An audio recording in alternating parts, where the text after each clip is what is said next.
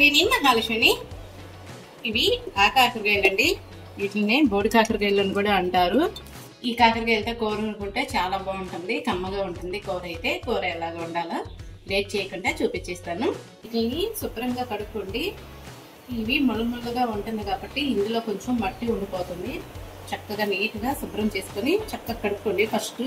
First చేయాల్సింది ఏదైనా ఉందంటే ఇదే. ఈ మధ్యలో ముళ్ళముళ్ళగా ఉంది కదా, ఈ మధ్యలో మట్టి అవి పేరుకుపోతే చక్కగా ఒక 4-5 సార్లు కడగండి. సన్నగా ఇలాగా బారుగా కట్ చేసుకోండి. కాకరకాయలని ఇలా బారుగా అయితే సరిపోతుంది. ఇటువైపు కొంచెం కట్ చేసేయండి.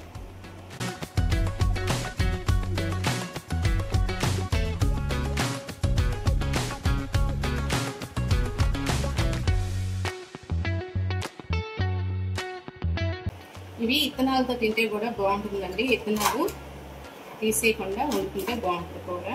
మీకు కనుక ఇష్టం లేకపోతే ఇత్తనాలు తీసేసుకోండి, కానీ ఇత్తనాలు ఉంటే కూర చాలా బాగుంటుంది. స్టవ్ వెలిగించుకొని కళాయి పెట్టుకోవాలి. సరిపడా ఆయిల్ వేసుకోండి. కొంచెం తాలింపులు, కొంచెం జీలకర్ర, సన్నగా కట్ చేసుకున్న ఉల్లిపాయ పచ్చిమిర్చి ముక్కలు, కొంచెం కరివేపాకు,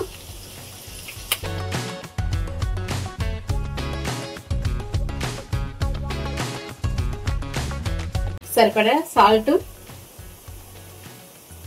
పసుపు కొంచెం వేయండి. అల్లం వెల్లుల్లి పేస్ట్ కొంచెం చూసారు కదా, కొద్దిగా.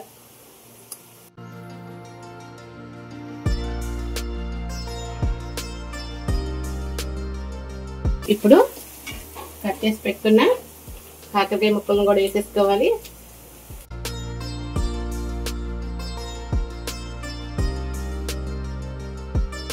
కొంచెం నూనెలో దగ్గరే ఉండి దోరగా ఫ్రై చేయండి. ఇప్పుడు మూత పెట్టేసేసుకొని మంట మిడిల్లో పెట్టుకొని ఒక 20 నిమిషాలు మగ్గించుకోవాలండి. కారం కాకరకాయలో డైరెక్ట్ వేసేయకూడదండి. ఎల్లుల్లి రెబ్బలు ఎన్ని తీసుకోవాలి. ఎల్లుల్లి రెబ్బలు ముందుగా దంచుకొని దీంట్లో కారం వేసుకొని దంచుకొని కూరలో వేసుకుంటే కూర టేస్ట్ చాలా బాగుంటుంది. ఎల్లుల్లి చాలా మంచిది ఆరోగ్యానికి. ఎల్లుల్లి రెబ్బలు కొంచెం ఎక్కువ తీసుకున్నా పర్వాలేదండి, చాలా బాగుంటుంది. కూరలో వేస్తే కమ్మగా ఉంటుంది. డైరెక్ట్ కారం వేసే కన్నా ఇలా ఎల్లుల్లి రెబ్బలు వేసుకొని కారం వేసుకొని చక్కగా కచ్చా పచ్చగా దంచండి. మీరు మిక్సీలో అయినా కూడా పెట్టుకోవచ్చు, లేదంటే డైరెక్ట్ ఇలాగా చిన్న రోల్లో దంచేసుకోండి. ఇప్పుడు ఇవి నలిగినాయి కదా, కారం వేసేసుకోవాలి. కూరకి సరిపడా కారం ఇప్పుడే వేసేసుకోండి.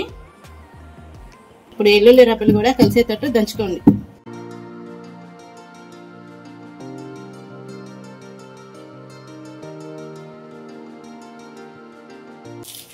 ఇప్పుడు దంచుకున్న కారాన్ని వేసేసుకోవాలి.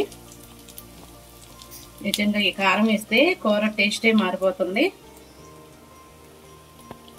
చాలా బాగుంటుంది కూర. కారం అంతా పట్టేటట్టు తిప్పుకోండి. కమ్మటి వాసన వస్తుందండి.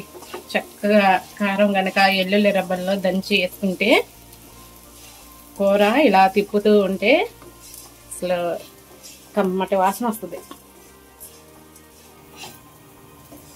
ఒక పక్క చెమట్లు కారిపోతున్నాయండి నాకైతే.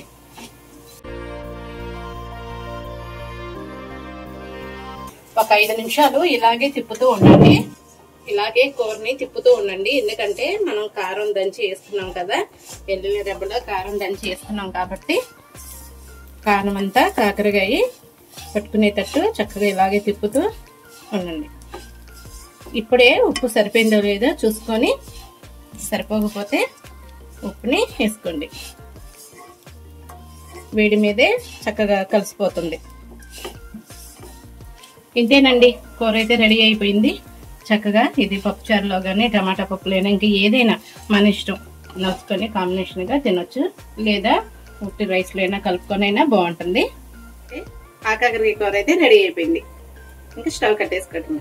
ఈ కూర అంటే మీలో ఎంతమందికి ఇష్టమో కామెంట్ బాక్స్ లో కామెంట్ పెట్టండి. దీన్ని కాకరకాయ అంటారు, లేదా బోడ కాకరకాయ అని కూడా అంటారు. మీకు కనుక ఇష్టమైతే మర్చిపోకుండా తప్పకుండా కామెంట్ లో పెట్టండి. అలాగే లైక్ చేయండి. కొత్తగా మా ఛానల్ ఎవరైనా చూస్తుంటే సబ్స్క్రైబ్ చేసుకోండి.